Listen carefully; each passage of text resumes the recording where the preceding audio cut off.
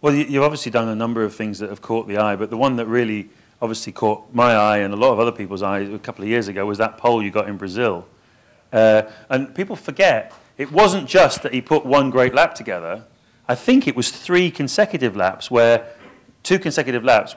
on the timing screens in Formula One, I don't know if you follow it on the app or on the computer, you know, the fastest of anybody is a purple sector. And he did 6 or 7 consecutive purple sectors. So it wasn't just like one lap, it was amazing.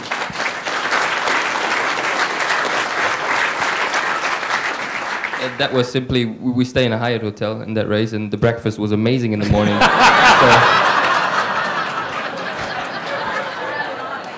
So you'll be doing it again next week then? But it was a drying track, and it was just something very special. Now I know it's all about getting the heat in the tyres, and it just happens to be that, but you know, everybody had the same opportunity, but you were the one that did it. So how did it feel?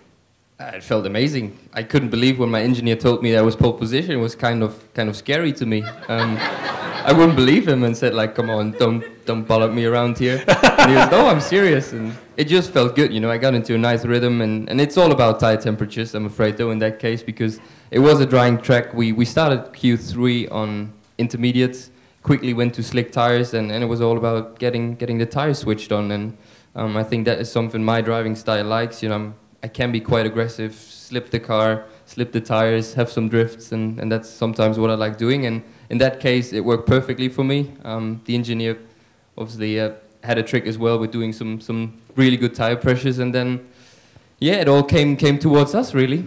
And so tell us a little bit about the trick of these cars this year. Obviously, there's no exhaust blown diffusers anymore. A lot of rear-end downforce has been lost. There is? Well, not in the same way. Not off-throttle ones, anyway. Yeah, okay, that's true, but on throttle is, yeah. But obviously, as the year's gone on, more and more clever stuff has gone on, so that you have got the exhaust obviously blowing into the diffuser more and more, so you felt that downforce coming up more and more from the rear, particularly obviously the Red Bull, which has just gone to a different level as a result of this.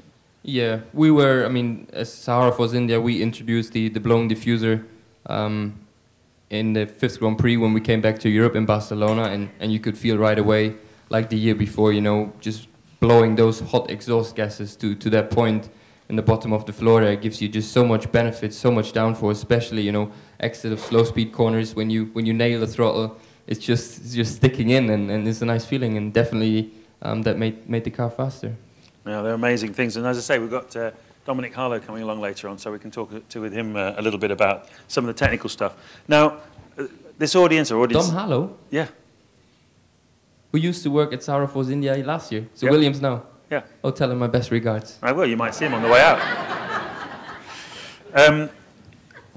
These audiences very much enjoy hearing a little bit about you and your background. And I don't actually know your background. I mean, I know you come from Germany, but that's about it. What do your parents do, and what part of Germany do you come from? So I come from Düsseldorf. It's the nearest biggest city, I think. Düsseldorf or Cologne, I think for many of you, is a city maybe you know. So 100 kilometers from Cologne is where I am. Actually on the Rhine, the river is quite a big river in Germany. We are the last city in Germany before the Rhine goes into Holland. So I also speak Dutch. So that's where I'm from. My dad runs a little truck company, about 10 trucks, and we transport stuff within Germany and Italy, Germany, and that's also where I started to learn driving. I think I was 3 or 4 years old, and I always had to wash the trucks and after park them up nicely in their parking lots and drive the forklift and all that kind of stuff. And so that's where it all started in terms of, but is there any motorsport background in your family? Was your dad compete in rallycross or anything? Or? No, nothing. He was a big racing fan. He has books from Jackie Stewart, James Hunt. He was a massive fan, but his mother wouldn't allow him to race and he was a bit too chubby, so he never got to that point. But are you a product of him not being allowed to race, or did you pull his sleeve and say, I want to race, and he supported you? How did it work? No, I'm self-made in that sense. I was the one who said, I actually want to drive. Obviously, he was a big fan and happy and a supporter once we took off, but the initiative came from myself. And obviously, it is a very greasy pole, isn't it, that you've got to climb as a young driver to get up into Formula One and then get up into the top teams. And how did you find that? Was it as difficult as everybody says to get through the ranks, to get noticed through karting and into single-seaters? Yeah, it's not easy. It's a long journey. In karting especially, you know, a lot of setbacks, you know, after races which haven't worked the way I wanted it. You know, you do mistakes, and every now and then mentally it's quite tough, but you always have to fight back. And, you know, it's not that hard at some point though, because we have a mega job. I love what I'm doing. Yeah. I think like all the other 23 guys, and therefore, you know, the motivation is always right here. So yeah, it's just a pleasure to drive a Formula One car. Well, they always say that one of the secrets of success is work hard and be nice to people. And you're certainly one of the nicest drivers in terms of the way you deal with people in Formula One. Some people are much more unpleasant and rude and all that sort of stuff. It's somewhere inside Nico Hulkenberg is a very steely, selfish and determined individual, I think.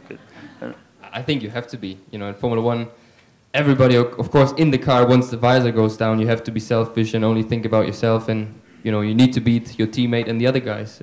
If you would be a very social person and carry about, yeah, come on, you can go first, that won't work, would it? So somewhere inside of me, it is there, yeah. Yeah, some very, very tough customers in Formula One. Now, has anybody got a question they'd like to ask Nico while he's here? Yes, gentlemen. How many languages do you speak? Just 3. So English, Dutch, and German. And you can't say no in any of them. All right, sorry, couldn't resist that. Yes, gentleman at the back. You might hear from my accent that I'm a supporter of your teammate. Oh, Scott. Is that your third language? Oh, sorry. Up until 3 races ago, you were really even. I think 8-8 and qualifying, finishing. And then the last 3 races, you've been there. Is there a reason? Because you're moving to Sauber, or you're happy? Or I think there is an element of that, you know, once you know your future is secured, you know, somewhere in your mind that I think it is playing a part. I won't deny that one. So there's a bit of that, but also after not racing last year, it is difficult, you know, coming back, shaking the rusty bits off. And like I said earlier, Formula One is a tricky and technical sport, and experience is very important. And the second half of the season, you still, you know, you learn, you get more confident within your car, with your team, you know, your engineers, you get the setup much better maybe than in the first couple of races. And I think all those things combined, you know, make me maybe come out on top slightly in the last couple of events, and that's what you were talking about, maybe. They are the closest matched teammates in Formula One. I think if you look at the analysis of the season, the biggest gap, if you take the fastest lap each driver does at every lap, every circuit, and work it out on that basis, the biggest gap is between Alonso and Massa, but it's come down a bit in the last 4 or 5 races. But I think there's something like a 1/10 of a second difference between you over the course of the whole season, on average, if you look at it. Is that looking on qualifying or race? I think it's the fastest lap of the weekend. Okay. That That's you close. do. Yeah, Gary, it's an analysis that Gary Anderson does, you know, from used to be a technical the Supergrid. The Supergrid thing, yeah. Got to work on that one to get a bit